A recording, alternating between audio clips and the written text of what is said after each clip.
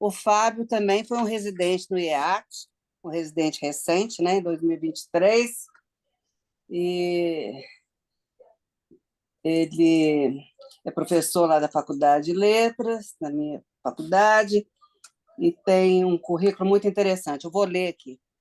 Ele é graduado em letras, em letras, mestre em linguística indígena pelo UNB e doutor em estudos linguísticos pelo UFMG. Ele é professor titular e está vinculado ao nosso programa lá de pós-graduação. De línguas indígenas pertencentes aos troncos Tupi, Macro-G, Arawak, se eu errar, você me corrige, Fábio, e Caribe. Arawak, certinho. Aqui está Arawak. É Caruá? Arawak ou Arawak? Tem Arawak. Tá bom. E Caribe. Tem orientado, acho que é o único professor no programa que orienta sobre línguas indígenas, não é, Fábio? Acho que sim. Eliana? Pois é. Então, é uma pessoa que vai a campo e é muito importante lá para o pessoal. Ele tem estágio em universidade no exterior, mas eu não vou entrar nisso, não, porque já está tarde e a gente quer mais te ouvir, tá, Fábio? Seja muito Ótimo. bem-vindo. Muito obrigado, Vera. Obrigado pela apresentação, obrigado pelo convite, Vera. É um prazer estar aqui, conhecer os colegas, o professor Francisco, a professora Virgínia, a professora Eliana, o professor César. E o que eu vou fazer aqui hoje é tentar fazer uma fala, né? Fazer um resumo do projeto que eu venho desenvolvendo, que é um projeto, eu diria que é um projeto de vida. Esse projeto começa com a iniciação científica. Por isso que é importante, eu acho que eu sou fruto da iniciação científica. Eu preciso falar isso para vocês. Por isso que eu acho que a iniciação científica ela é importantíssima, né? Então, em 89, 88, 90, veio um pesquisador americano na Letras, na Faculdade de Letras, do MIT, junto com uma linguista brasileira, Rosália Dutra, o Red Ross, e eu fui orientando deles, e o Red, naquela época, já levantava, iniciava e incentivava os alunos a se preocupar enfim, desenvolver pesquisa com as línguas que nós não conhecemos, com as línguas que são não indo-europeias. Então, a pegada começa aí. Tá? Então, esse projeto que eu vou falar aqui para vocês hoje, eu diria que é um projeto de vida, que começa aos meus 20 anos. Tá? Então, vou fazer o seguinte, eu vou abrir o slide agora, porque não dá para falar sem um guia, né? Retomando o que eu estava dizendo, esse projeto, então, ele inicia, é um projeto de vida, né? Um projeto que inicia com a minha iniciação científica em linguística descritiva, e o projeto aí, que já dura tantos anos, parte dos resultados podem ser encontrados nesses links aí. Como essa apresentação irá ficar na internet, então, quem tiver interesse em acessar as informações do projeto, então estão os links aí, tá? O título dessa fala de hoje é Sustentabilidade, Diversidade Linguística na Amazônia, mas, na verdade, eu diria que essa fala faz parte de um projeto maior, né, intitulado Descrição, Documentação, Revitalização de Línguas Indígenas Brasileiras, que conecta com essa questão, com um tema que hoje está muito presente, né, diria, nos movimentos indígenas, na linguística antropológica, na história, nas áreas das ciências humanas, que é a questão da ecologia, do meio ambiente, da ecologia linguística, da linguística antropológica, da linguística que eu chamo de linguística de campo, né? Eu faço um tipo de coisa que é, quando a Vera falou que talvez na Faculdade de Letras, não sei se eu sou o único, mas eu faço um trabalho que eu rotularia de linguística de campo. O que seria isso? É a linguística que envolve você ir mesmo para o mato, para a floresta e para coletar os dados. Então, o projeto se insere nesse contexto, tá? Então, é importante, as agências sempre cobram da gente dizer que esse projeto é financiado pela FAPEMIG e pelo CNPq, tá? Os números dos processos estão aí. Então, o sumário que eu propus aqui para a apresentação é esse aí, tá? Então, o que vai guiar a minha fala hoje são esses 5 itens, tá? Então, eu vou começar, digamos assim, vou começar retomando questões mais, eu diria, gerais, e indo para questões mais específicas que têm a ver com a documentação linguística propriamente dita, tá? A documentação linguística e digamos, a revitalização das línguas, ela tem que se inserir num contexto maior, que é um contexto de sustentabilidade ambiental, meio ambiente, preservação da biodiversidade, da sociobiodiversidade, etc, etc. O segundo item, eu vou tentar trazer para vocês as possíveis causas da perda da biodiversidade e da diversidade linguística, e nesse ponto eu vou focar um pouco em Minas Gerais, século XIX. Leste Mineiro, Vale do Mucuri, Vale de Jequitinhonha, onde nós temos, na história do Brasil recente, não tão recente assim, mas na história do Brasil, o que nós chamaríamos de um grande genocídio, um grande etnocídio, acompanhado de uma grande perda de populações indígenas, mas também de populações desculpa, de populações indígenas, mas também de cobertura vegetal, de ecologia, poluição de rios, desmatamentos, etc, etc. No ponto 3, eu vou tentar responder a questão 3 e 4, eu trago aqui, mas tem uma intenção clara. Porque as questões em 3 e 4, quanto às línguas nativas, havia no Brasil no século XVI. E a questão 4, quanto às línguas e famílias linguísticas há no Brasil atual, são perguntas que, do ponto de vista assim, acho que todos vocês sabem a resposta para essas perguntas, mas como esse vídeo vai ficar público, eu acho que essas perguntas eu tenho que retomar aqui, porque são perguntas que têm sido feitas pela mídia corporativa. O meu projeto tem ganhado uma certa evidência por conta dessa questão toda do meio ambiente, da Amazônia. A minha pesquisa se localiza na Amazônia, né? Eu trabalho com povos da Amazônia. E aí, muito recentemente, a Rede Globo fez uma reportagem, fez um programa no jornal Hoje, né? Fez um programa na Globo News sobre a pesquisa que eu venho desenvolvendo no meu laboratório, e as perguntas que eles fazem são justamente essas. Quantas línguas havia e quantas línguas há? E eu descubro nas várias palestras que eu dei pelas várias universidades e centros de pesquisas, que mesmo dentro da universidade, as pessoas não têm muita ciência e consciência dessas informações. Eu diria que a sociedade civil, aí o professor César estava dizendo agora mesmo, a importância que nós, como pesquisadores, temos em divulgar e em informar e em educar.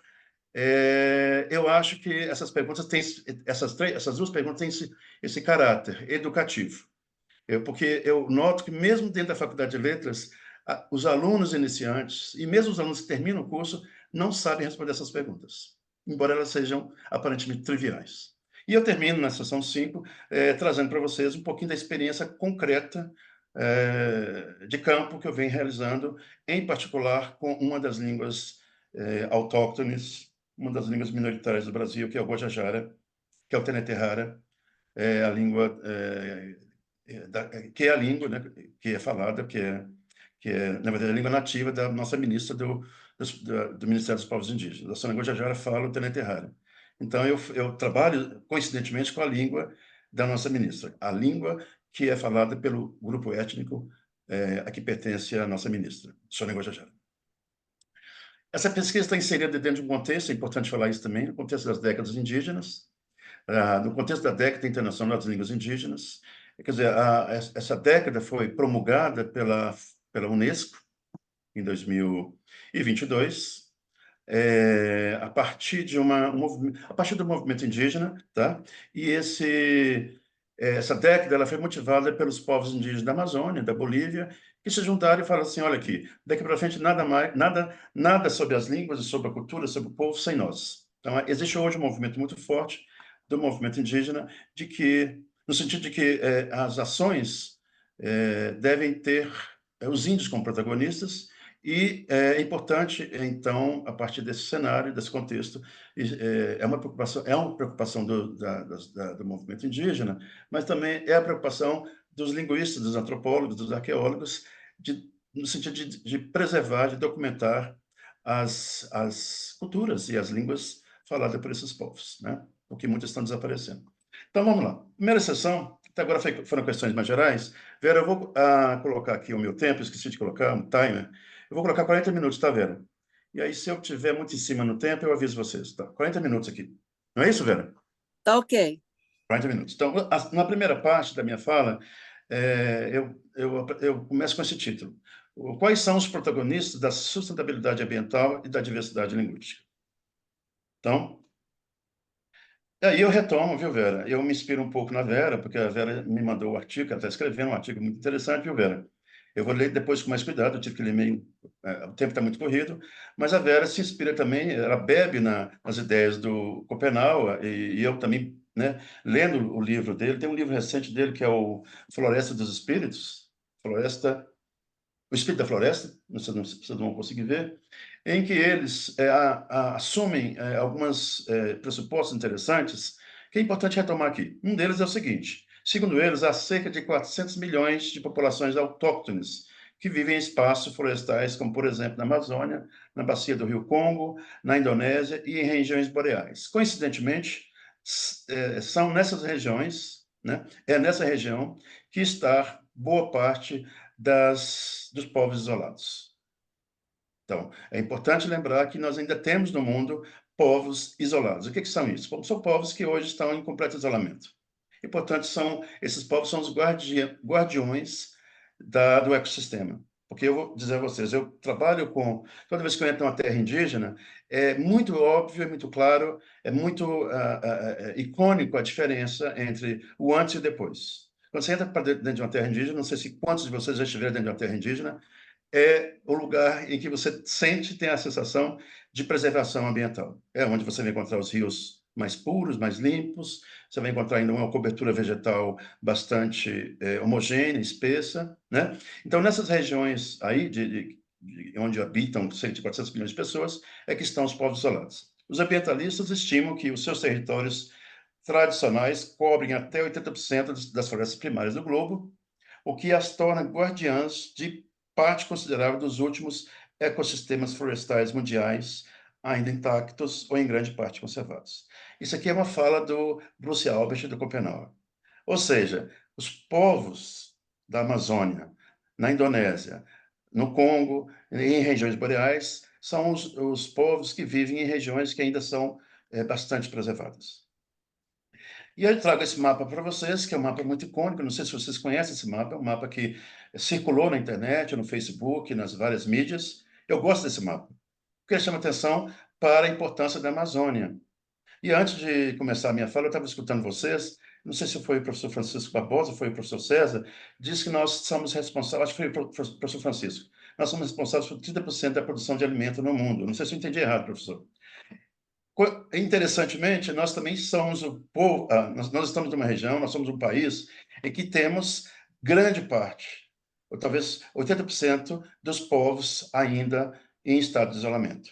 Então, os pontinhos vermelhos que estão aí são as regiões em que houve registros, por meio de sobrevoos da FUNAI, aéreos, de povos indígenas que estão sem contato ainda. Não é bem assim. Eles estão fugindo do contato. Eles sabem que existe o homem, o caraí, que somos nós, o homem branco. Eles sabem da existência da sociedade envolvente, mas muitos, a maioria, estão em estado de isolamento porque eles não querem o contato. Evidentemente, eles têm contatos com outros povos indígenas internamente nas terras. Então, eu chamo atenção nesse mapa aí, no número 1, que é o Vale do Javari, né? Então, ali é uma grande concentração, há uma estimativa de que haja cerca de 100 povos só naquela região, 100 etnias, 100 grupos, 100 não se sabe quais são as etnias, na verdade. Cerca de 100 povos em isolamento. No sul do Acre, tá? Na terra indígena no Vale do Javari, e no sul do Acre, na fronteira com o Peru, na terra indígena Massaco, né? No sul de Rondônia, no sul de Roraima, no norte de Mato Grosso e no centro, na região noroeste do Maranhão, onde estão os índios Guajá. Coincidentemente, é a região em que eu tenho visitado, na terra indígena Araribóia, a terra indígena dos Guajajaras, dos Tenente-Rara, há ali um grupo de povos, né, um grupo étnico de cerca de 100, a estimativa, a FUNAI não sabe exatamente quantos são, entre 100 e 200 pessoas que perambulam pela mata sem contato. E são povos que, então, são todos vulneráveis a invasões, a presença da mineração, a expansão agrícola. Então, são povos que estão todos sofrendo e que podem sofrer com contato. Então, todos sofrem se, por exemplo, muitos desses povos, eu quero dizer o seguinte, muitos desses povos são suscetíveis, não têm resistência a certos tipos de vírus e bactérias e fungos, então um contato com uma gripe, com uma sarampo, pode dizimá-los em pouco tempo.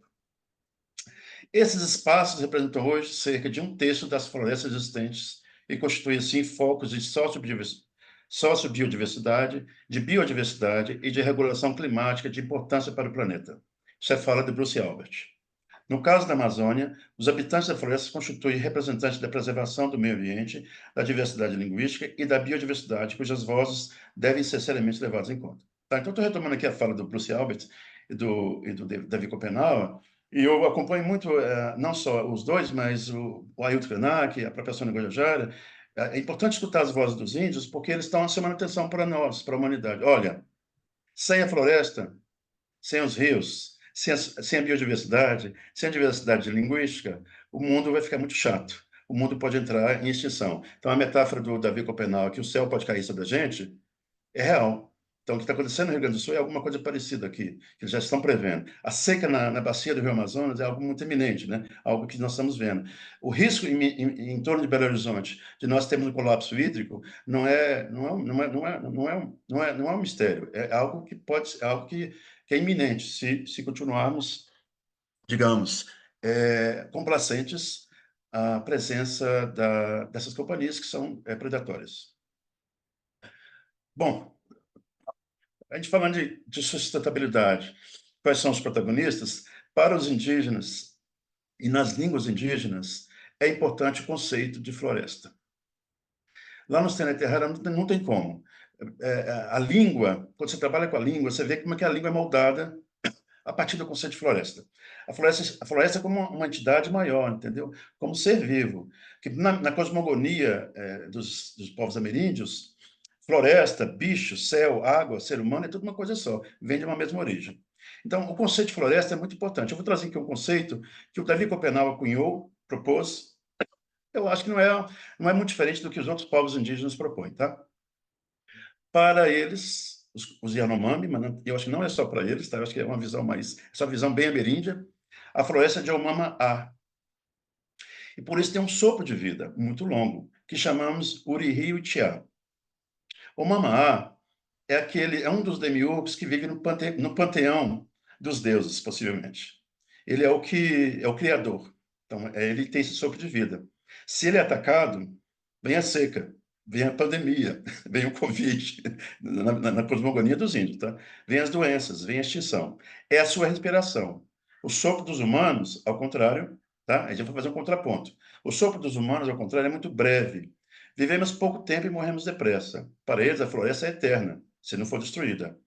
Ela não apodrece para depois desaparecer, ela se renova. Então, quer dizer, nós estamos aqui de passagem, gente. Eles não, a floresta não. A floresta é algo que o Deus, ou Mama, sabe que ela está acima de nós, ela é toda poderosa. Esse sopro de vida do centro da Terra, que é o antigo céu, Rutucará. Então, até agora, esse conceito da floresta é muito importante para nós entendermos, inclusive, os sistemas linguísticos. As línguas são meio que, vocês vão ver, daqui a pouco eu vou dar exemplos aqui, eu trago dados da língua guajajara, em que, como que a floresta, esse conceito de floresta, ele entremeia a gramática, a sintaxe e a morfologia da língua. Quando as grandes árvores da floresta, como as sumaúmas, o ariri, marri, e as castanheiras, ao ariri, são cortadas, a terra ao seu redor fica dura e ardente. São elas que atraem a água e a chuva e aguardam no chão. As árvores que os brancos plantam, mangueiras, coqueiros, laranjeiras e cajueiros, não sabem chamar a chuva. Elas crescem mal, espalhadas pela cidade em estado de fantasma. São nossas árvores nas cidades. Quando daqui da Serra, eu viajo para o campus da UFMG, o que nós vemos são as árvores fragmentadas, sem vida, sujas, imundas, cheias de carvão, cheias de fuligem, e essas aí para eles não fazem o mesmo efeito que a Suma 1, por exemplo, que é a castanheira. Por isso, só há água na floresta quando ela está estável. Em suma, para os Yanomami, a floresta, eu acho que não é só para os Yanomami não, tá, gente? Isso aqui pode ser essa categoria de pensamento, eu acho que essa categoria de pensamento, a gente pode estendê-la para as outras culturas indígenas, tá? Uma perspectiva de percepção de mundo. Para os Yanomamis, eu acho que para os demais índios, a floresta está na origem das precipitações, não ao contrário. Então, a água, ela é resultado, né? Ela não é mais importante, o importante é a floresta. Conforme o Bruce Albert e o Copenau, sabe-se agora que as grandes árvores da floresta amazônica podem bombear do solo e jogar na atmosfera cerca de milhões de litros de água por dia, o que representa para o conjunto da região 20 bilhões de toneladas de águas produzida para evapotranspiração florestal diária. Gente, Quando eu leio esse livro, quando eu li o livro dele, eu falei assim, gente, é preciso mesmo escutar é preciso mesmo escutar o que os índios têm para nos dizer, porque é um conhecimento assim muito sensível, né? Bom, agora eu trago, essa aqui é a primeira parte da minha fala. Como que as terras indígenas, como que a biodiversidade, as águas e as florestas são preservadas nesses ecossistemas e como eles, de certa maneira, são os guardiões da vitalidade da biodiversidade. Eu quero falar agora de uma outra coisa que é algo um pouco triste. Quais são as causas da perda da sustentabilidade ambiental e da diversidade linguística, tá? E aí eu trago Minas Gerais. Quando esse mapa de Minas Gerais, todos devem conhecer, é um mapa que representa possivelmente a realidade antropológica, ecológica, linguística de Minas Gerais, entre 1500 e 1850, em que havia uma grande diversidade de povos e, portanto, de florestas, enfim. E essa diversidade, então, ela é dizimada. Então, dos provavelmente mais de 100 povos que havia em Minas Gerais, hoje apenas o Machacali e o Krenak ainda sobreviveram falando a sua língua nativa. E os outros foram extintos. Os que não falam a língua, como o Pataxó e o Chacriabá, sobreviveram, mas ainda estão no momento atual, né, de retomada, de revitalização da língua ancestral. Mas o problema do Pataxó e do Chacriabá é que a língua ficou adormecida. Então, eles dependem hoje dos velhos, dos conhecimentos etnográficos, para poder revitalizar a língua. Então, se vocês pensarem o mapa com mais de 100 povos, e hoje nós temos em Minas não mais que 6 povos culturalmente organizados e homogêneos, a gente sente que houve, então, um genocídio, um etnocídio em Minas Gerais. A maior parte desses povos, incluindo os machacalis, vivia sob a Mata Atlântica, que se estendia de leste a oeste, das praias até a região central do estado, e de norte a sul, na faixa leste. Então, à medida que a floresta vai sendo derrubada, os povos também vão sendo dizimados e escravizados. E aí eu trago aqui o mapa de Minas Gerais. Pense esse mapa, em 1850, esse mapa ele vai ser reduzido basicamente, eu diria que existia entre 1800 e 1860, existia em Minas Gerais o que nós chamaríamos hoje de uma Amazônia mineira. Hoje o que nós vemos na Amazônia, na região dos Yanomamis, hoje, que é uma região muito grande, ainda com floresta amazônica, mas que está sendo atacada pelas novas frentes de expansão. Você pega o Vale do Javari, o Vale de Juruá, parte de Rondônia, em que são as últimas frentes, onde estão as últimas, digamos, partes de floresta intacta. Pensa que em Minas Gerais esse restante de mata havia em Minas Gerais, em particular no Vale do Mucuri, no Vale do Rio Doce, no Vale de Jequitinhonha, mas particularmente no Vale do Mucuri. Se você pensar que em 1800 já parte do sul de Minas já havia sido ocupada, os bandeirantes já tinham ocupado o Triângulo, Goiás, o norte de Minas, essa região do Vale do Mucuri não, ela vai ficar intacta, mas há uma razão, duas razões. Os índios se defendiam e conseguiam impedir a penetração da região, e a topografia. O Mucuri, não sei se vocês conhecem, é um rio com bastante cachoeiras, é um rio com bastante pedras. Eu sou daquela região, eu nasci na Nuque. E o Vale do Mucuri é uma região, não permitia a navegação do Oceano Atlântico para a Vila de Filadélfia.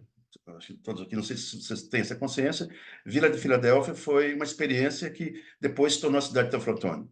A Vila de Filadélfia foi uma vila, uma cidade que foi fundada para trazer alemães para o Brasil. Então havia uma ideia de trazer alemães, holandeses e franceses para ocupar aquela região.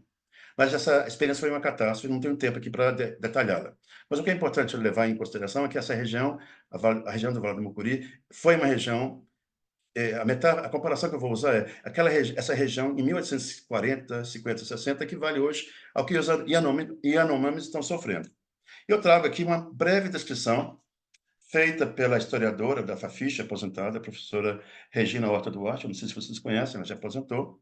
Ela fez um livrinho, ela organizou um livro sobre o Vale do Mucuri, sobre a fundação da cidade de Teoflotone, e ela faz uma viagem no tempo maravilhosa. E ela vai dizer, e ela vai confirmar o que eu estou dizendo, aquela região equivaleria a uma pequena Amazônia mineira. Então, naquela região, havia o seguinte cenário, eu vou ler para vocês a citação que eu trouxe do livro dela. Conforme Horta Duarte, os viajantes, né, os bandeirantes, os sertanejos que foram ampliar a frente de expansões da pecuária e agrícola, se impressionarem com o hermetismo das matas, relatando ora a escuridão ali reinante, dada a altura das árvores e a generosidade da folhagem, suas copas, obstáculo à penetração da luz solar, ora a dificuldade de caminhar por elas, dado o emaranhado cipoal que envolvia as formas grotescas das árvores com gigantescas serpentes, como gigantescas serpentes inteiriçadas, pendentes de todos os lados. Ou seja, a descrição da Regina é muito parecida com o que nós vemos hoje na Terra Araribóia, onde eu frequento. Quer dizer, aquela região do Mucuri era uma região, Mucuri, Rio Doce, Jequitinhonha, era uma região quase impenetrável, tá? Certo? E aí havia a ordem, né, do imperador de que aquela região tinha que ser ocupada. E daí vem o que o nosso querido Ailton Krenak tem rotulado, denominado nas palestras que ele faz. Se ele me ouvir, se ele ouvir essa minha palestra, ele vai confirmar, com certeza, o que ele chama o conceito que ele dá de matança de aldeia. Naquele momento, houve perpetrou, assim, naquela região, uma política anti-indigenista, né, anti-índio, de eliminação. Então, houve o sertanejo daquela época, para ocupar a região, ele cunhava uma expressão que era matar uma aldeia. Essa expressão não passa a linguagem despercebida. Por mais horrorosa que pareça, nada tem de hiperbólica. Trata-se de uma frase técnica na gíria da caça dos selvagens. Cerca-se a aldeia à noite, então aqui já não é a professora Regina, é o Teoflotone descrevendo como que se dava o cerco e o ataque às aldeias dos índios que Krenak, Botocudo, Machacali, Mucuri, Mutum, Aranã, Naknanuk, Pataxó, que se recusavam a entregar as terras, a entregar os seus territórios. Então, a técnica era, nessa época, cercava-se a aldeia à noite, dá-se de assalto de madrugada, é de regra que o primeiro bote é se apoderar dos assaltantes dos arcos e flechas dos sitiados, que estão amontoados no fogo que faz cada família. É importante que vocês saibam que, vocês devem saber disso, que mesmo na Amazônia, em que o calor ao meio-dia de 40, 38, 37 graus, à noite faz frio. Então, é muito comum que os índios, nas suas malocas, nos seus índios, à noite se juntem em torno de uma fogueira. Então, os índios eram pegos de surpresa à noite, e havia, então, esse procedimento da política indigenista do Brasil naquela época. Então, procede-se a matança, separar dos curucas e alguma índia bonita que forma os despojos, sem misericórdia faz-se muita baixa sobre os outros e corre o laço no pescoço dos enforcados. Uma linguagem meio do século XIX, né? Você vê que é o português do século XIX, então ele está descrevendo aqui como é que se dava a matança das aldeias. E um dado importante, tanto os Naknanuk, quanto os Aranãs, quanto os Botocudos, quanto os Krenaks, os homens eram mortos, as mulheres eram desposadas, e os curucas, que são as crianças, eram traficadas. Então, se vocês forem ler os textos de antropologia dessa época, tem vários historiadores, inclusive na Fafiche, trabalhando com a noção, não com a noção, mas trabalhando com a história do tráfico dos curucas. Então, havia muitos casos, por exemplo, de crianças Krenaks sendo levadas para Paris, para a Alemanha, para a Holanda, como material exótico, como selvagens, para serem expostos nos museus. Então, o tráfico dos curucas foi algo que ocorreu muito nessa região, nessa época. Tá? Tem uma antropóloga, não sei se vocês conhecem, ela fez mestrado na UFMG e doutorado, acho que no Rio. É Isabel Missalia, inclusive ela esteve no IAT dando uma palestra, ela faz um trabalho sobre o tráfico dos curucas, que foi uma prática muito horrorosa, no sentido de que as crianças eram escravizadas. Bom, então eu termino essa parte, tá? Então eu estou tentando mostrar para vocês como que se deu a perda da sustentabilidade ambiental, a biodiversidade, a perda da diversidade linguística em Minas Gerais. Eu passo agora para um outro ponto, né? Só tem mais 2 pontos, que é a pergunta que os repórteres sempre me fazem. E não só os repórteres, mas a sociedade civil, que trabalha, que fica curioso com o meu trabalho. Quando falam que o Fábio trabalha com línguas indígenas, então, muitos, a primeira pergunta que fazem é quantas línguas havia no Brasil no século XVI? Então, eu vou dar uma resposta muito objetiva. A estimativa não é a minha estimativa, essa estimativa quem faz são os linguistas históricos. Estou me baseando no meu orientador do mestrado, que foi o professor Arion Rodrigues, né, em memória, já faleceu, O professor Ion Rodrigues ele estima que havia no Brasil entre 1.000 a 1.200 línguas entre 1500 e 1600, na época da descoberta do Brasil.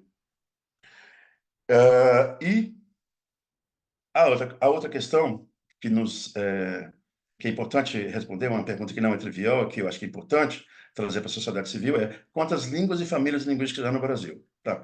Então, é importante dizer que, no momento atual, nós temos no Brasil, na América do Sul, cerca de 500 línguas autóctones. Gente, isso é estimativas. Possivelmente que um outro linguista venha falar para vocês, olha, é mais do que isso, é 600. É porque não há um censo. Não há um trabalho de recenseamento de quantas línguas são e de quantos povos que falam as línguas são. Então, esses dados são muito impressionísticos ainda.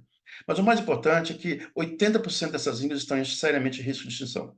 Então, assim como a Amazônia está em risco de extinção, assim como o meio ambiente está sendo degradado, também a diversidade linguística está sendo degradada. Mas há uma razão porque, embora haja 500 línguas, 80% delas estão sendo estão em seriamente risco de extinção.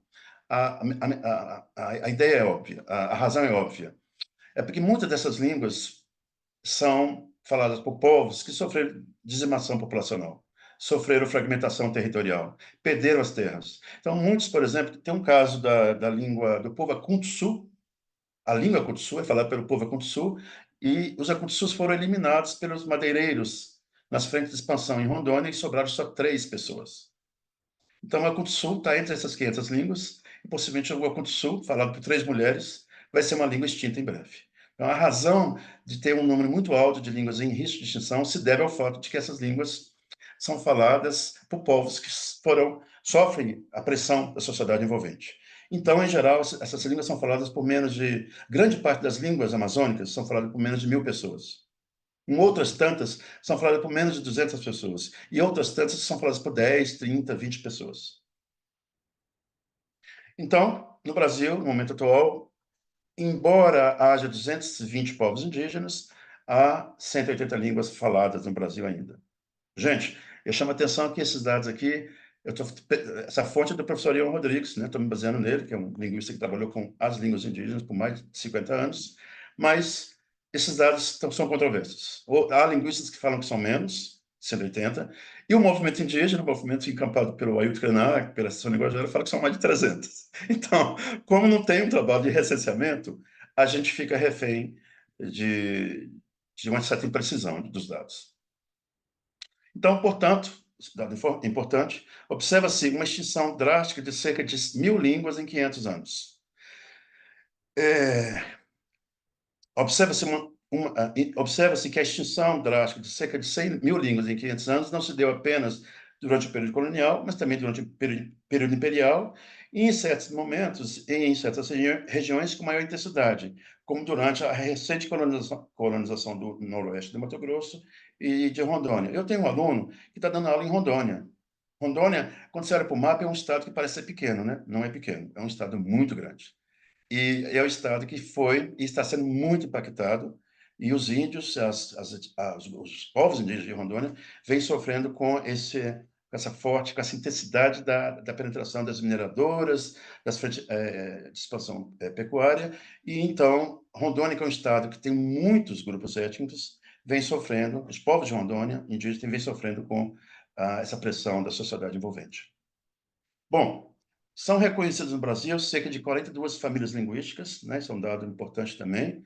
O Brasil tem uma diversidade não só de línguas, mas também de famílias linguísticas. Quando você olha para a Europa, você não tem 42 famílias. Você não teria... Quando você pega a Europa, o centro da Europa, você não tem 42 famílias linguísticas. Então, o Brasil a região amazônica, o Brasil, é especial, é exótico nesse sentido também. Há muitas famílias linguísticas. Embora as línguas são faladas por números muito reduzidos de pessoas, a quantidade de famílias linguísticas é muito impressionante, e é impressionantemente muito alta. Então, 10 dessas aí constituem o tronco tupi e o tronco macro-G. O tronco tupi e o tronco macro-G, para quem trabalha com línguas indígenas, são um dos principais troncos. Em Minas Gerais, todas as línguas faladas em Minas Gerais pertencem ao tronco macro-G. Eu diria que, em termos gerais, os principais agrupamentos linguísticos são o Aruac, né, Vera? A Vera falou agora mesmo da família Aruac, o tronco macro-G, o Caribe, o Tupi e o Pano. Bom, eu aqui então dei esse panorama sobre a diversidade linguística, a questão do meio ambiente, da biodiversidade, o conceito da floresta. Eu vou entrar agora, eu acho que dá tempo, deixa eu ver meu tempo como é que está aqui. Eu tenho ainda 15 minutos, tá? Espero que eu não esteja falando tão rápido. Os alunos costumam brincar comigo que dizem que o professor Fábio, eles levam uns 3, 4 aulas para sintonizar, porque às vezes eu falo rápido mesmo. Se eu estiver falando rápido demais, vocês me parem, tá? Então, na questão 4, no item 4, eu quero trazer um pouquinho para vocês da experiência etnográfica, né? Etnológica, etnográfica, que eu mantive com uma dessas línguas minoritárias. Então, o meu projeto de vida tem sido, basicamente, trabalhar com a língua Tana-Terrara. Eu escrevi um livro, uma gramática da língua, estou agora para publicar um livro em inglês sobre a gramática da língua Tana-Terrara, é um trabalho de 30 anos já, né?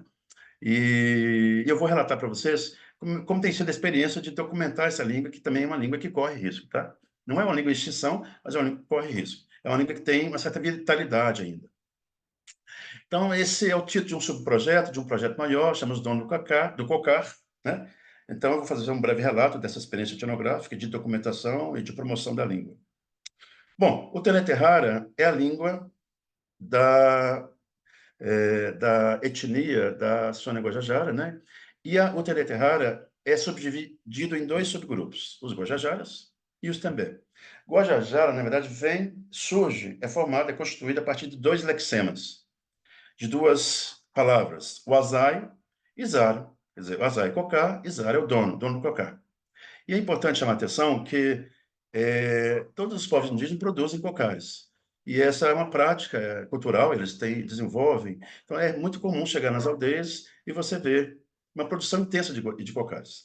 Então, essa é uma referência, então, ao fato de eles serem ótimos produtores de cocares. Quando vocês assistem às falas da Sônia Guajajara e da Célia Chacriabá, o ornamento principal que elas carregam é o cocá. Então, o cocá é um símbolo de proteção, é um símbolo da conexão com os espíritos dos caruaras, né? Os tembé, que são, importante, Guajajara é um subgrupo Tana-Terrara que vive no Maranhão. Os tembé é um subgrupo que vive no estado do Pará, leste do Pará, na fronteira entre Pará e Maranhão. O tembé forma-se a partir da junção de dois lexemas, ti, nariz, mel, chatado, nariz achatado. Então, aqui essa região é a região dos Guajajaras, né? Tana-Terrara Guajajara, e aqui no Rio Guamá é a região dos Tana-Terrara também. Vou passar aqui rapidinho. O Tana-Terrara pertence ao subgrupo 4 da família Tupi-Guarani, tronco-tupi. Importante chamar a atenção de vocês, quando se fala em Sul-América, América do Sul, o Tupi-Guarani, a família Tupi-Guarani é considerada uma das mais importantes. Então, tem muitos europeus trabalhando com as línguas tupi-guarani, holandeses, franceses, americanos, trabalhando com várias línguas, são mais de 40 línguas. O Tana-Terrara possui cerca de 25 mil pessoas, mas não se sabe ao certo quantos falantes são. Então, eu estimaria que dos 25 mil pessoas, talvez 70% fale a língua ainda.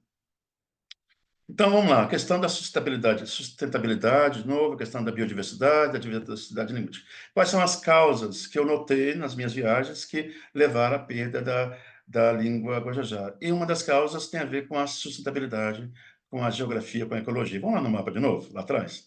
Olha aqui. Isso aqui são as terras Tana-Terrara, tudo bem? Hoje elas são fragmentadas. Elas são terras descontínuas. Perdeu-se, não há mais. Se você pensar, a nação Tana-Terrara, o povo Tana-Terrara, o território Tana-Terrara, a gente pode pensar assim, numa dimensão geográfica que vai do Vale do Pindaré até os limites do Mearim, indo até o Gurupi. Se você pensar que esse povo era um povo que vivia de maneira contínua, num território contínuo, com a biodiversidade, a língua era mais homogênea. Portanto, na quebra, na fragmentação do território, a partir das invasões dos grileiros, a partir da mineração. Também lá dentro da terra dos Guajajaras tem vários tipos acho que descobriram lá recentemente um tipo de minério, que eu não sei qual que a Vale do Rio Doce já está de olho. E no governo Bolsonaro houve uma pressão muito forte, os índios ficaram apavorados, porque tendo minério, tendo ferro, tendo gás natural, as terras, como é do governo, né, os índios podem ocupar, né, mas a terra, se é do governo, ela pode ser ocupada, ela pode ser minerada, ela pode ser explorada. Então, a razão, então, uma das causas aqui da perda linguística é a perda do ecossistema, é a perda da biodiversidade. Então, terra indígena Cauru é uma terra indígena muito impactada pela Vale do Rio Doce também. Tem um trem da Vale que passa dentro da terra indígena, e aí eu dormi na aldeia lá um dia, então o trem passa dentro da aldeia, é um barulheira, e é um trem de minério que vem de Carajás, um trem que leva...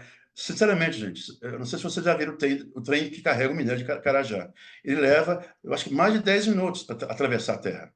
Acho que até mais. São vagões e vagões e vagões, vagões, vagões.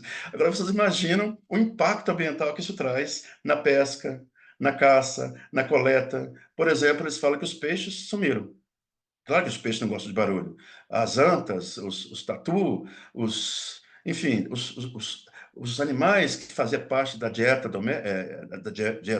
da dieta diária dos índios desapareceu. Embora essa região seja uma região de mata ainda, de floresta coberta, floresta preservada. Aqui é a minha travessia numa das minhas idas, de um lado ao outro, né? Aqui é um momento da nosso trabalho.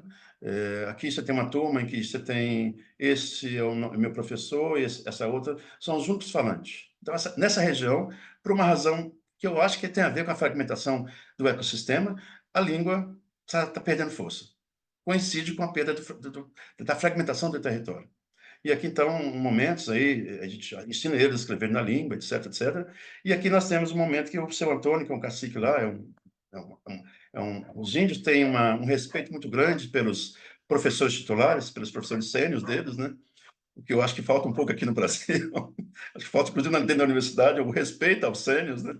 Acho que a gente vai ficando mais velho e os novos acham que a gente está velho demais para continuar. E o Antônio, o seu Antônio, os velhos Tenente Rara são respeitadíssimos. Eles são a enciclopédia ambulante do povo. Então, eles são ouvidos. As vozes deles são ouvidas. Ele está aqui, então, dizendo Ele está falando em Guajajara, para os demais parentes, a importância da língua. Tá? Araribóia é uma outra região, tá?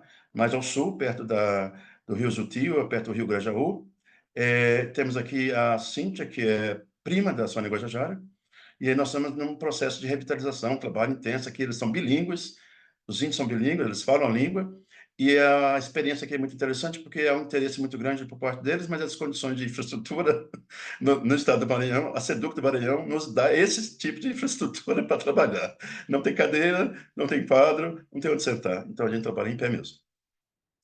Importante, os Guajajaras na ATL, lá em Brasília, são os que mais fazem sucesso, porque eles têm uma das músicas mais belas. A cantoria Guajajara é uma cantoria que nos encanta mesmo. Gente, falta 6 minutos, então eu tenho que ir mais rápido.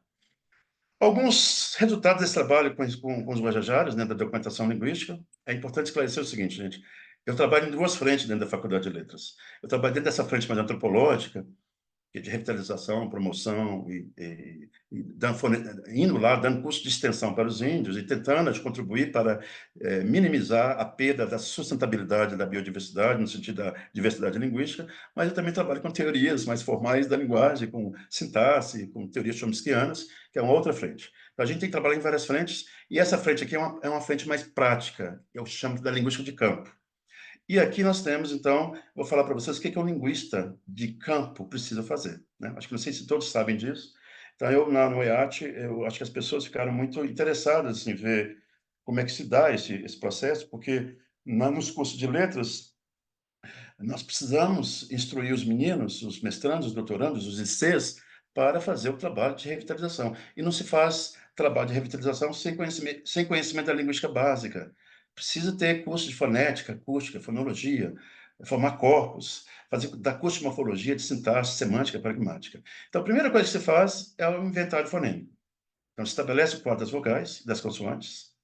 Feito isso, você faz a ortografia. Eu vou ser bem rápido aqui por causa do tempo. Então, eu chamo a atenção para essa vogalzinha aqui, não sei se todos conhecem. Eliane e Vera são da linguística, elas entendem isso, mas vocês que não são da linguística, as línguas se constituem de vogais. E há vogais que são muito recorrentes nas línguas do mundo. Por exemplo, nas línguas europeias, por exemplo, o I, o E, o O e o U são recorrentes, mas essa aqui não ocorre nas línguas europeias. U. U é uma vogal que é muito recorrente não só no Guajajara, mas nas línguas tupi-guarani como um todo. Uma curiosidade, a palavra para água é U, só isso, é a vogal. Então, para pedir água, você pede U. E você tem aqui as oclusivas, né? O quadro, o inventário das consoantes.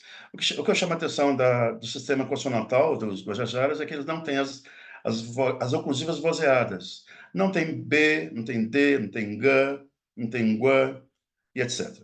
E eles têm essas consoantes aqui labializadas, que não são, isso aqui não é resultado de processos fonológicos. Isso aqui é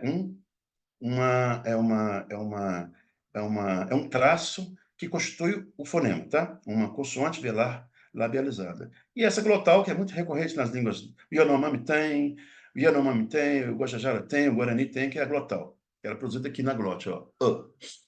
Bom, então, feito isso, você estabelece a ortografia e você pode escrever na língua, você pode produzir material, você pode documentar a língua, e uma das coisas que eu queria chamar a atenção é o léxico especializado. Eu não sei se vou ter tempo de falar para vocês. Então, ao coletar os trabalhos, ao fazer o trabalho com os Teleterrara, eu aprendi, por exemplo, que o conceito de civilizado é muito relativo, né? Enquanto nós temos muitos itens para nomear itens na área da informática, na área da tecnologia, eles têm muitos itens para nomear seres, bichos da floresta. Aí vem a floresta de novo. Então, por exemplo, para o periquito, o papagaio, nós temos basicamente essas duas palavras, mas eles não. Maracanã é um tipo de periquito. Para nós, sim, possivelmente um papagaio, mas para eles não. Chama-se Maracanã e, coincidentemente, curiosamente, essa palavra vai dar origem ao nome do estádio do Maracanã, possivelmente porque a Baixada Fluminense havia, é uma hipótese que eu levanto, não sei, se alguém da biologia, da zoologia, me corrige. Possivelmente o Maracanã era uma espécie ali da região da Bacia Fluminense, da região do Rio de Janeiro. Maracanãhu, Zenai, Azurueté, Azuruhu, Rui, Rizun, Tuí, Uirazu, Aruaruaí.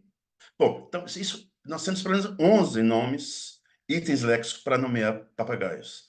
Isso só é possível se nós temos floresta. Se não tem floresta, você não tem esses bichos. Então, um povo indígena que perde o habitat, perde a floresta, perde essa capacidade de nomear, perde esse conhecimento, porque se você não tem os bichos, você não nomeia, você não vai nomear.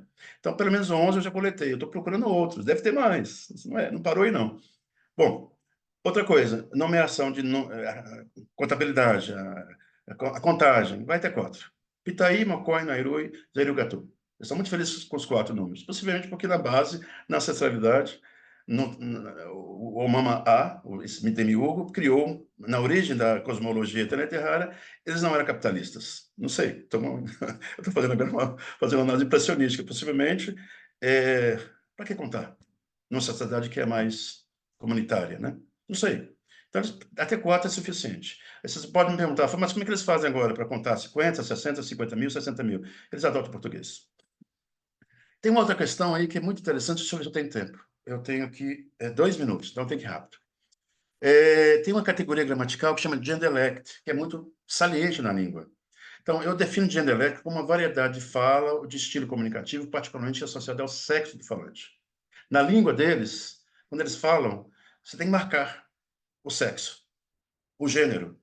Então, por exemplo, isso resulta de diferenças de papéis sociais. Vou pular aqui para o tempo. Então, para falar uma sentença guajajara, você tem que saber que pá é uma partícula que você tem que falar quando você é homem falando com mulher. Ti é uma partícula que você tem que usar quando você está falando um homem falando com um homem. Uma mulher falando com uma mulher. Uma mulher falando com um homem. Vamos lá nos exemplos? Se a Vera fala para a Eliana, tudo bem? Você, Eliana? Tem que falar assim, Nekatu. Mas se a Vera estiver falando comigo, ela tem que falar Nekatu ma. Se trocar isso aí, dá pau no sistema. Eles riem, fazem chacota, não pode. É uma regra gramatical da língua, é uma sintaxe, né?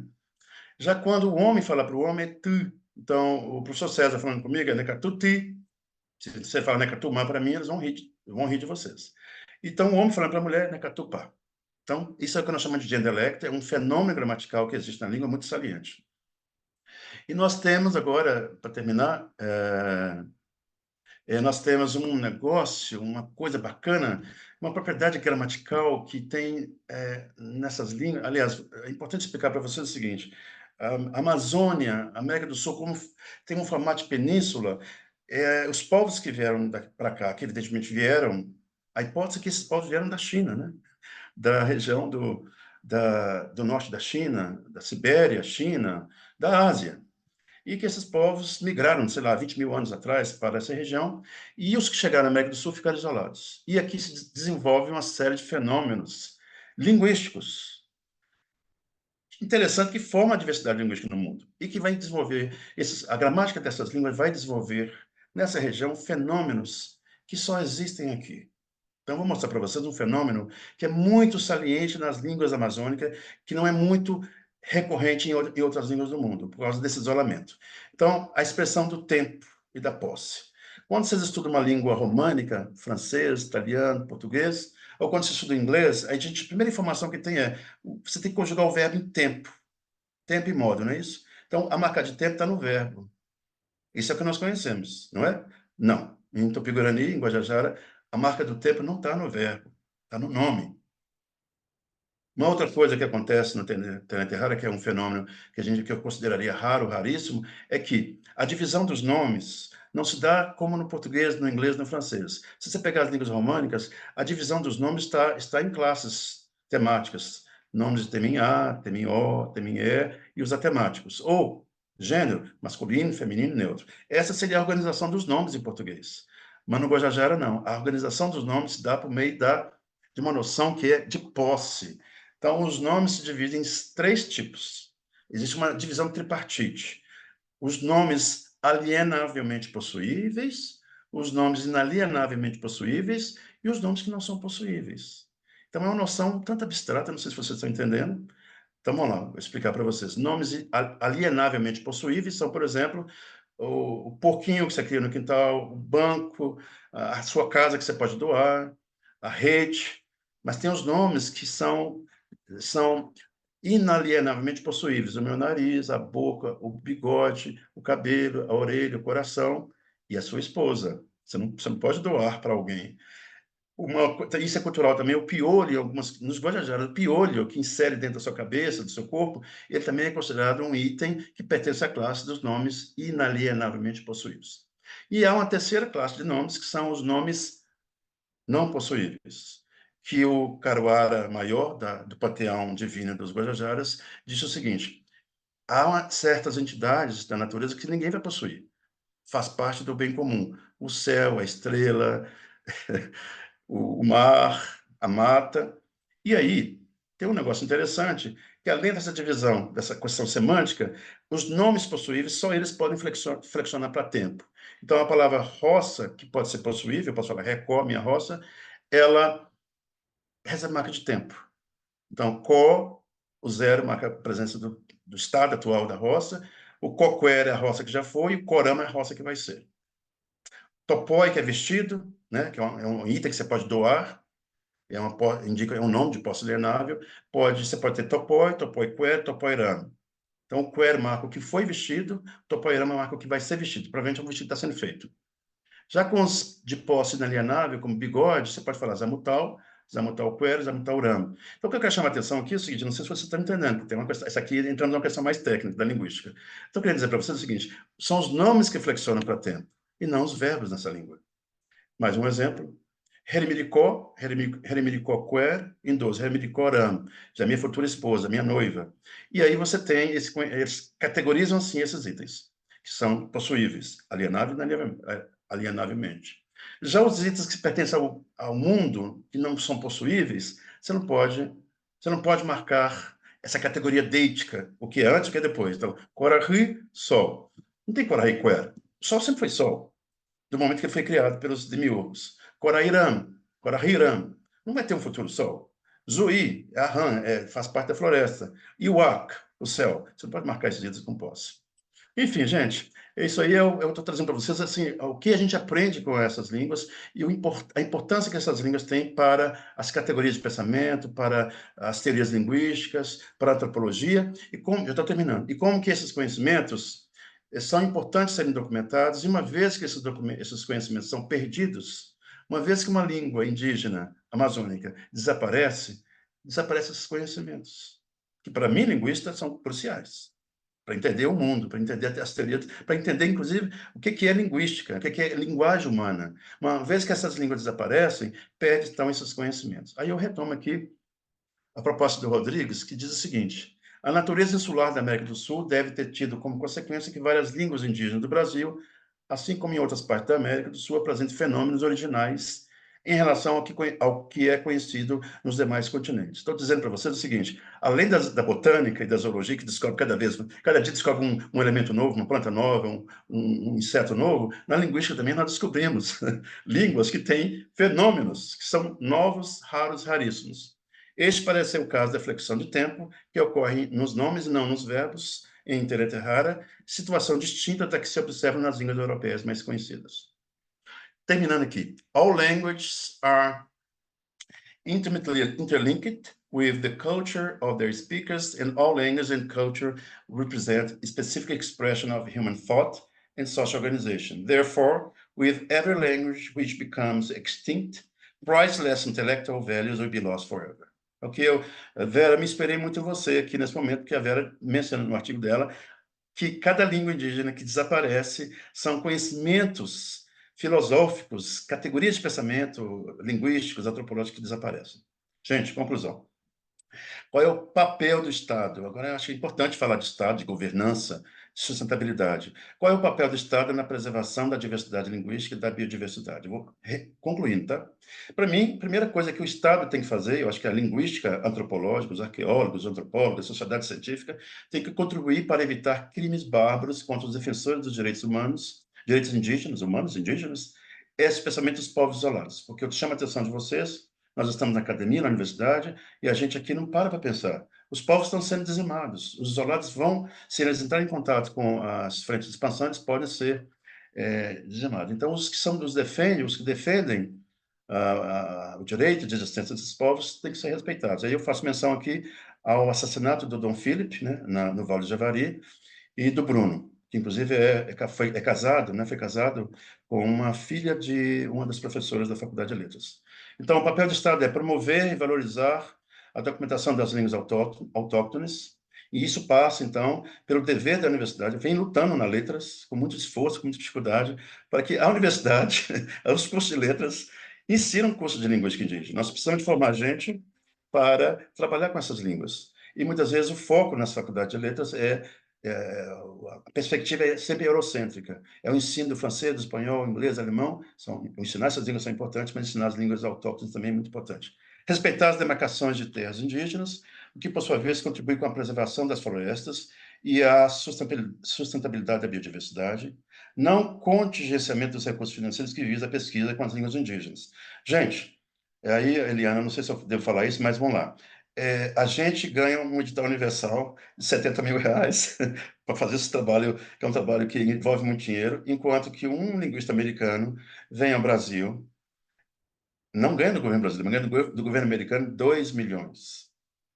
Então, a gente vive, o pesquisador nessa área no Brasil vive com muita dificuldade. A gente ganha R$ 70 mil, gasta, em um ano o dinheiro vai embora porque os gastos são muito altos. Então, nós precisamos de mais investimento para fazer o trabalho com os povos, porque viajar para a floresta amazônica, para a área amazônica, não é fácil. Ação, presença do poder público na defesa e na promoção das línguas, inserção de cursos de linguística indígena nas universidades. E eu termino, então, com o muito obrigado em Guajajara. Icatu, Ria, Ipó-Curipá, Zané Caruk, boa tarde. É isso, é essa a mensagem, gente. Eu vou parar aqui meus slides e eu espero que eu não tenha ultrapassado muito tempo, viu, Vera? Maravilhoso, Fábio. Eu agora devolvo a palavra para o nosso chefe, que é o César, né, que sabe muito bem conduzir as reuniões, muito mais do que eu. César, com você agora. Vera, você me inspirou muito no seu artigo, viu? Obrigada, ainda está em andamento. Bem, então, vamos agradecer ao professor pela excelente e inovadora palestra sobre linguística indígena. Eu tenho um comentário, que até sugere isso, porque você vai ver do que se trata, mas é só um comentário, não é uma pergunta. Meu primeiro aluno de mestrado e doutorado, em 1972, ele fez o mestrado comigo, depois o doutorado, e depois que ele defendeu a tese de doutorado, ele continuou fazendo pesquisa numa outra área diferente da que ele tinha trabalhado. E tempos depois, não muito tempo depois, ele foi viver numa aldeia indígena para aprender linguística indígena. Eu não sei se o resultado dessa vida dele, ele conseguiu alguma publicação no sentido de divulgar Uhum. qual foi o estudo que ele fez, com quem ele fez, onde ele fez, enfim, qual o impacto daquilo na... E como a formação dele de físico teórico ajudou, né, nessa tarefa. Infelizmente, ele não está mais entre nós, então eu teria que procurar no meio de seus parentes, porque eu creio que o nosso departamento não registrou, porque talvez não tenha sido enviado, nenhum dos estudos que ele produziu, se produziu algum. Mas ele viveu, de fato, numa aldeia, da forma como os outros indígenas, procurando estudar e entender a linguística. O nome dele é Limpalmir Amarante Ribeiro. Ah, conheci ele. Então, Conheci, conheci o Lincoln. Ele trabalhou com línguas Pano, do Acre. ah, Ele fez muito trabalho, professor César. Ele é muito reconhecido na área da linguística. que ótimo. Ele fez linguística, ele foi professor de linguística. Uhum. Quer dizer que você Inclusive, uma coincidência, ele morava aqui a 2 quarteirões da minha... Eu moro na Serra, ele morava aqui na Rua isso é, Erval. exato, ele morava aí. Eu conheci a casa dele, a esposa, o filho, o filho. Coincidência. É, O mundo é pequeno. pô, é pequeno demais, quer dizer, se eu não tivesse feito esse comentário que de fato não tem nada a ver com o assunto objetivamente, talvez eu não soubesse que você conviveu com ele também e tem, pelo que você acabou de falar, um respeito pelo trabalho dele. Muito. Então, então, eu agradeço e peço aos colegas outros que se inscrevam para fazer perguntas ou comentários ao professor Fábio, por favor.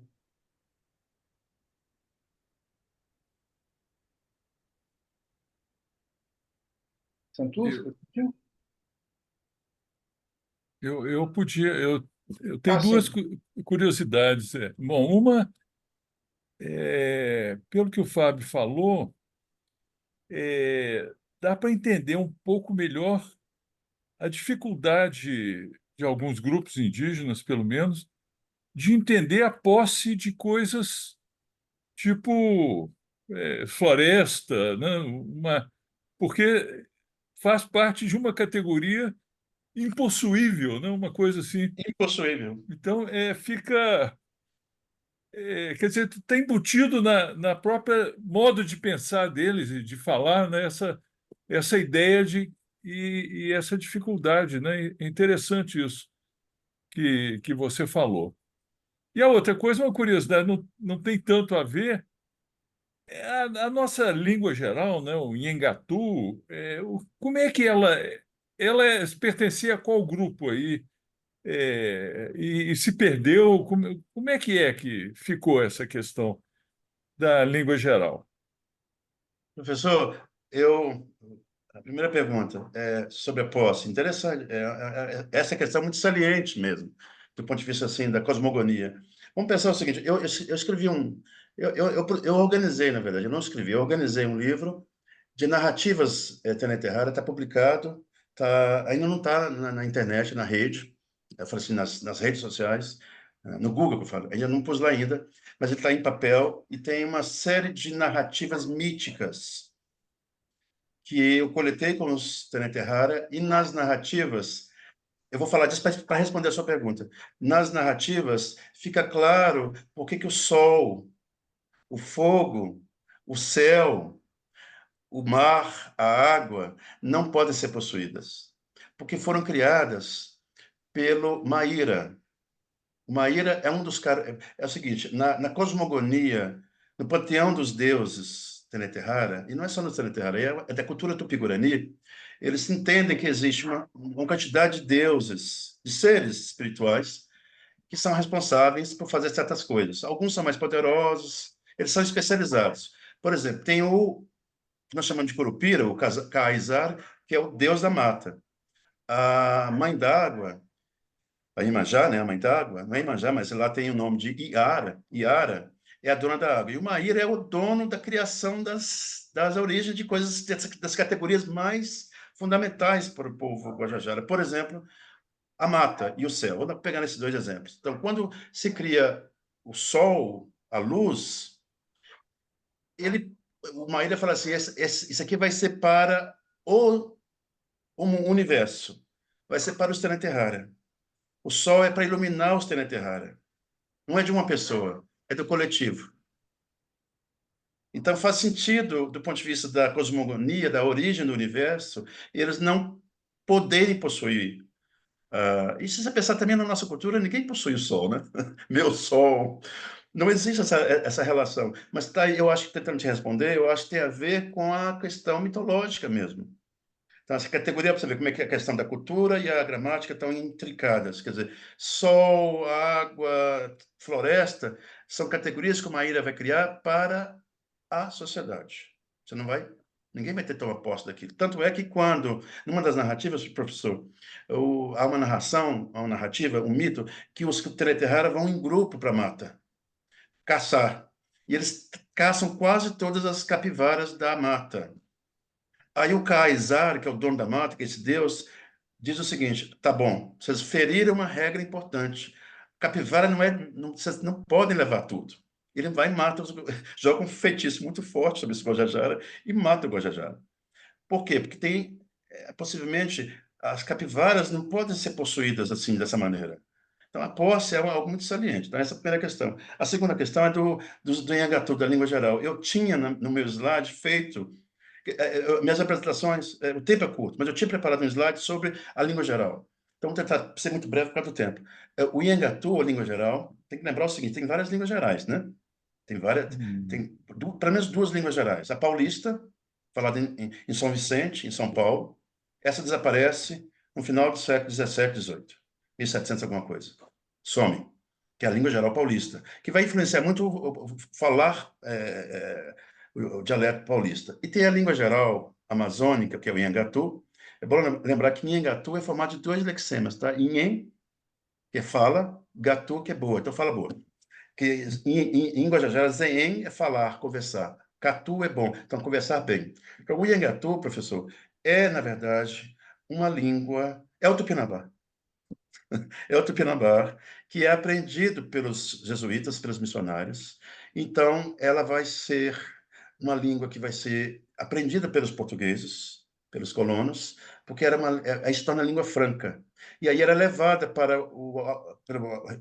pelos rios. Quando os portugueses vão colonizar a calha do Rio Amazonas, subindo a norte, ele vai levar essa língua de comunicação franca. E então a língua geral amazônica se espalha até o alto do Rio Negro, e era uma língua bastante espalhada, né, difundida até a chegada do rei de Portugal, 1806.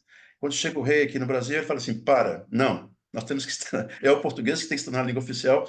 E aí essa língua geral, para ser bem objetivo, ela tem como base o Tupinambá, que era falado do Rio de Janeiro até Belém. Mas só que o Nhangatu, essa língua geral, ela vai ser um Tupinambá que vai sofrer simplificações gramaticais. Vou te dar um exemplo.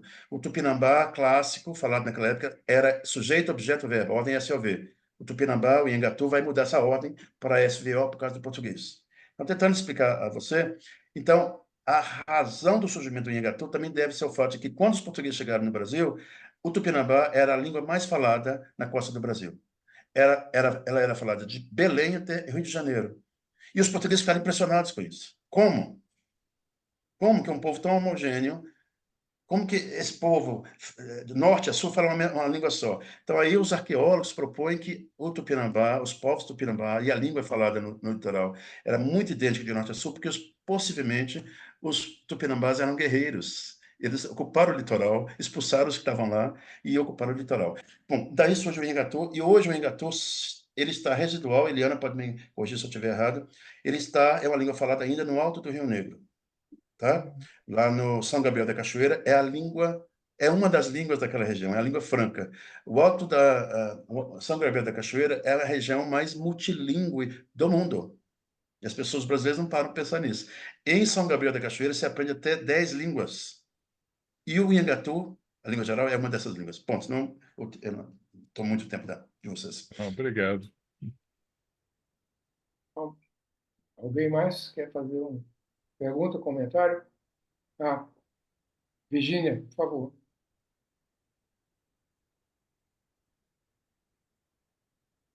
Bem, primeiro, né, queria cumprimentar o Fábio, que palestra fascinante, não é? Um conhecimento muito único, e fico muito feliz de estar aqui hoje para ouvi-lo. A minha pergunta é curiosidade. Você mencionou no dos slides, quando falava dos números, que o número iria até 4, né? Além de 4, eles utilizavam o português. Foi isso? Eu entendi isso corretamente? E aí, como que fica, então, essa relação das duas línguas, né?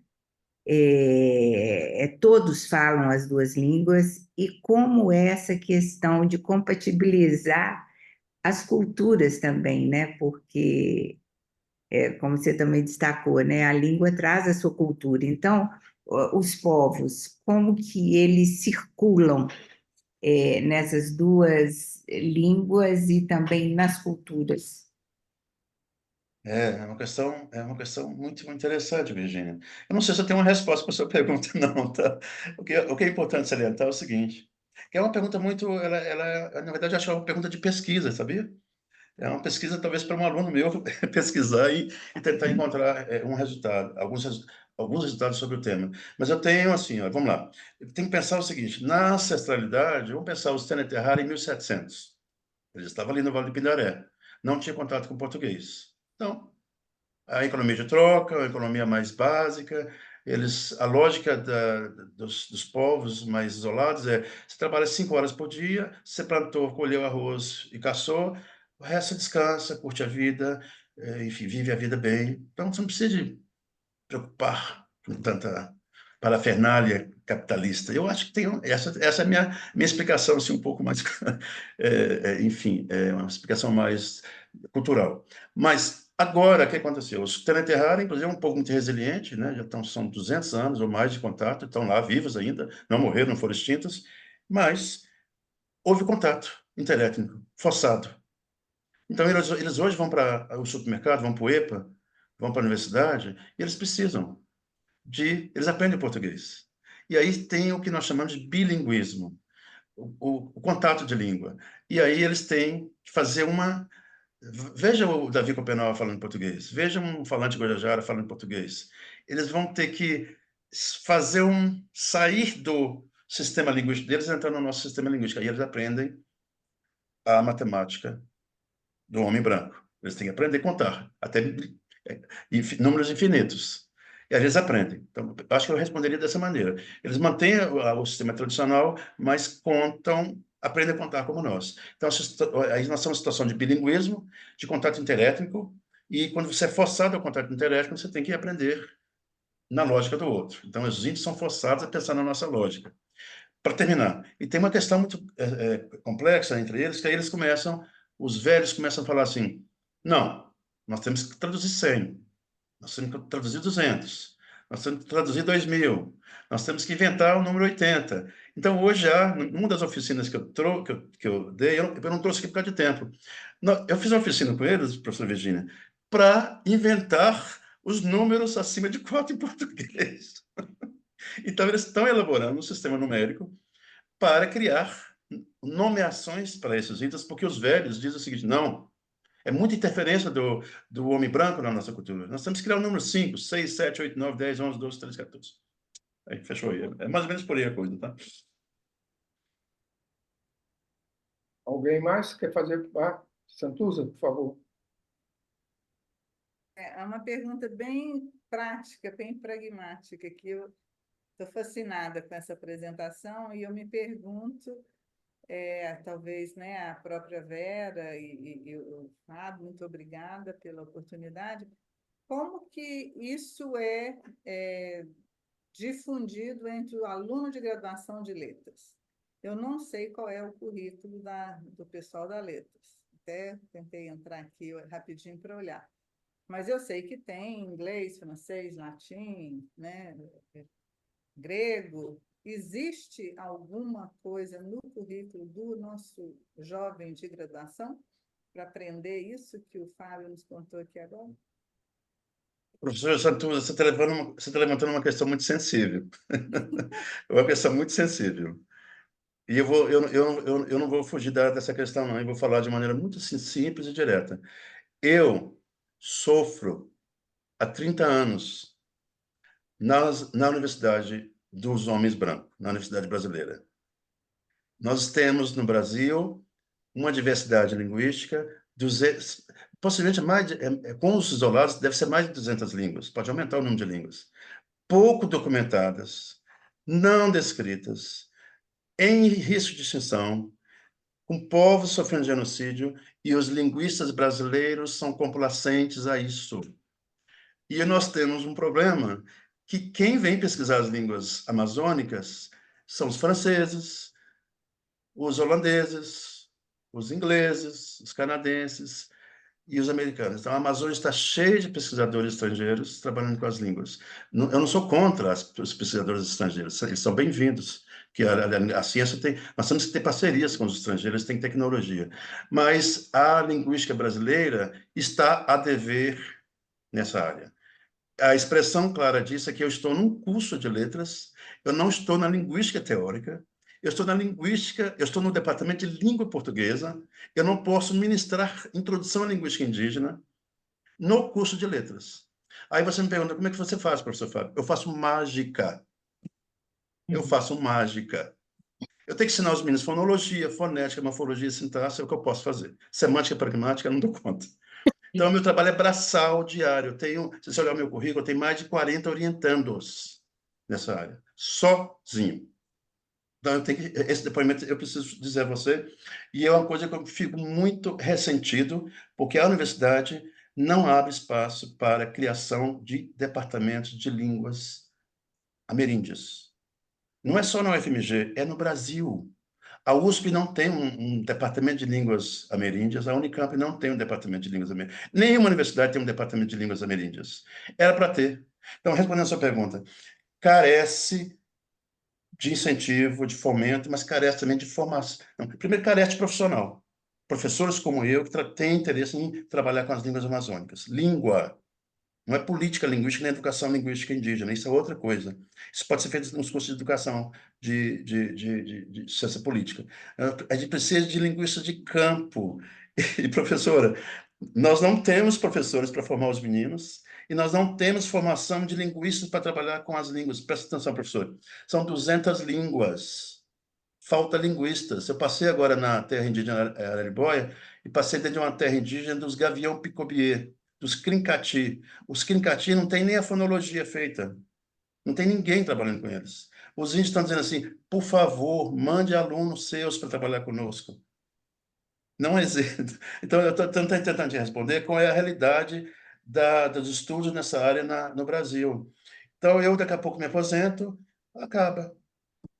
Porque eu acho que não existe aí uma vontade, não sei o que acontece. A universidade, eu acho que ainda tem uma visão muito eurocêntrica de linguística, tá? Quando eu falo para vocês que a flexão de tempo não está nos verbos, está nos nomes, isso é uma visão muito ameríndio-cêntrica. Ela é anti-eurocêntrica. Então, é o que eu posso dizer isso. Não há curso. Eu vou aos trancos e barrancos, com os editais universais CNPq, CAPES, com o meu laboratório, na Faculdade de Letras, que é uma sala pequeniníssima, e lá eu vou trocando trabalho, fazendo trabalho. Eu faço isso, aí eu vou voltar a falar com vocês. A importância da IC. Eu sou fruto da IC. No meu IC, eu entendi a importância de se trabalhar com as línguas autóctones. Isso Vera Menezes, essa questão da sustentabilidade. Isso para mim é sustentabilidade. Você trabalhar com as línguas que estão em risco de extinção, porque é algo que é urgente, urgentíssimo. Fechou, senão eu tomo tempo de vocês. Pela ordem, já tem escrito o Alfredo e depois a Vera. Alfredo. Deixar a Vera para o final é bom, porque ela é da área. O Fábio, a minha mais profunda sensibilização que você produziu em mim, tá? Estou dando uma declaração que você me sensibilizou de uma forma assim muito impactante. Eu diria assim, vou usar a palavra que você usou, mágico, tá? Então tem um componente mágico aí. Eu confesso a minha total incapacidade, incompetência de tratar com questões de linguística. Então, você me perdoe aí, se o que eu falar aqui pode ser absolutamente tão superficial que chega ao desprezível. Mas eu não resisti exatamente pelo que você causou em mim em termos de emoção. Então, parabéns para você. A minha visão a respeito do que você falou é que existem, na área, eu estou me referindo à linguística, que existem universos paralelos muito próximos de nós, que leva a uma forma muito radical, diferente de ver tudo. Foi citado aí contar, essas coisas todas, cosmogonia, tudo é radicalmente diferente. Então, por isso que me motivou aqui, me sensibilizou, certo? São mundos, universos paralelos que encantam de forma assim magistral. Agora, a pergunta que eu gostaria de fazer para você vai te surpreender, porque é ante tudo que eu fiz, tudo que eu descobri a partir de você. Mas é uma questão que me toca profundamente, certo? Veja bem, eu cheguei de Marrocos agora, me comuniquei com eles de forma absolutamente trivial, usando uma máquina, certo? Eu aluguei via Airbnb, então a, essa coisa está andando numa direção, num sentido que é o oposto do que você está advogando. Por isso que eu achei interessantíssimo, né? Eu nunca tinha pensado nessa dimensão que você apresentou. Eu pensaria, antes de ouvir você falar, por isso que eu estou confidenciando aqui toda a minha humildade, numa língua única para o mundo inteiro. Certo? Era isso, é nessa direção que eu vou. Porque língua é instrumento de guerra, certo? Ela foi muito mais instrumento de guerra do que do que instrumento de aproximação. Porque aquele filme Códigos de Guerra mostra isso de uma forma magistral. Teve a tentativa do Esperanto, né, dessa forma. Nós não temos alguma chance de, sem prejuízo de todo o seu trabalho, de tudo mais, de ter uma língua única no mundo?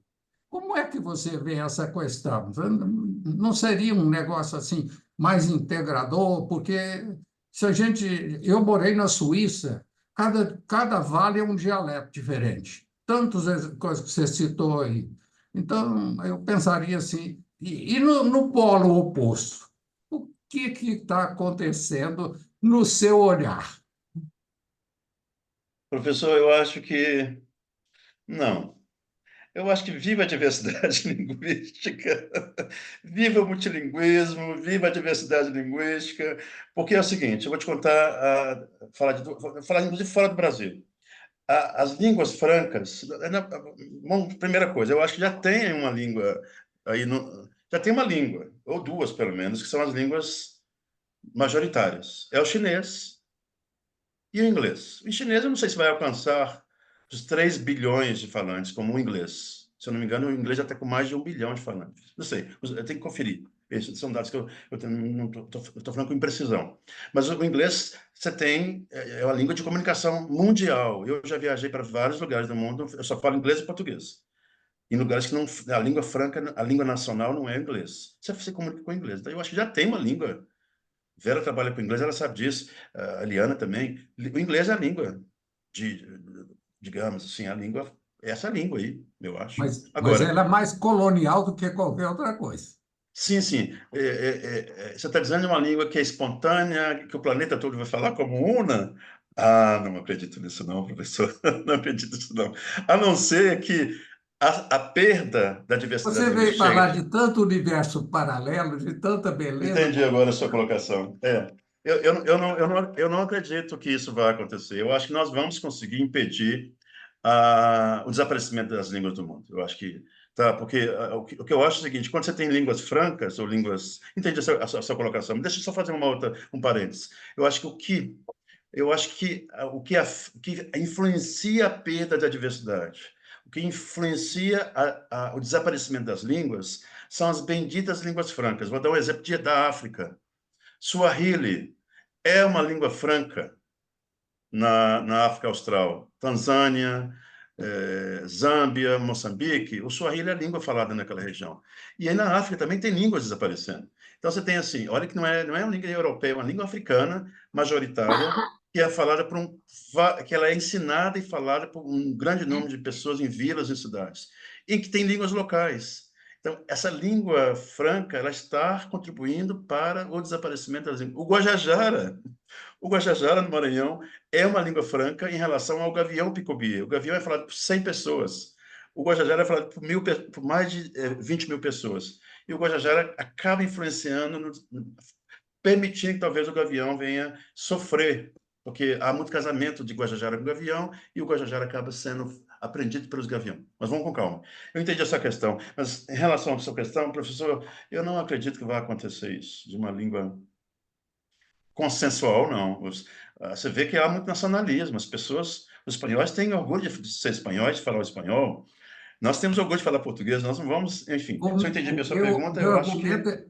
Meu argumento é exatamente nesse sentido, usar a língua para, de alguma forma, esmaecer os nacionalismos e as guerras.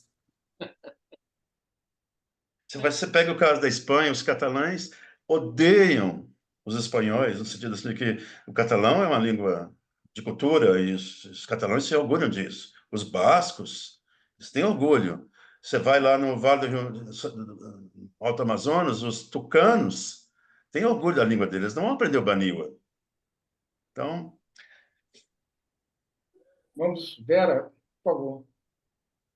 Fábio, você citou aí inúmeros estrangeiros, né, indo estudar as línguas, mas você não faz associação entre esses estrangeiros e processos de evangelização que acabam interferindo nessas culturas, não?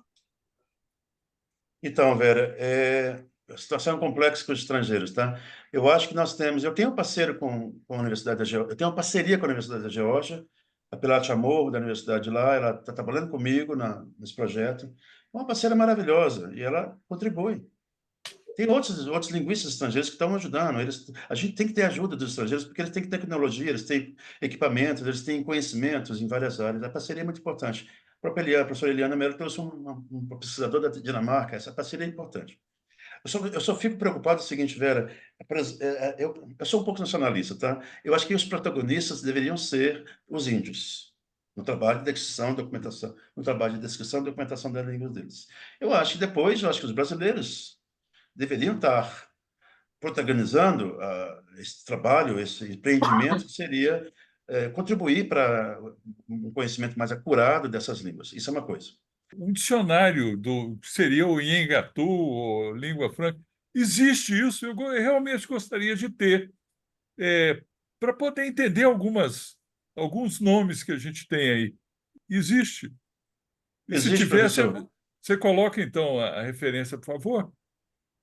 Existe só um minutinho, professor César. Existe o dicionário de Nhengatu, ele está online, e existe o dicionário de Guajajara também, eu posso passar para você, tá?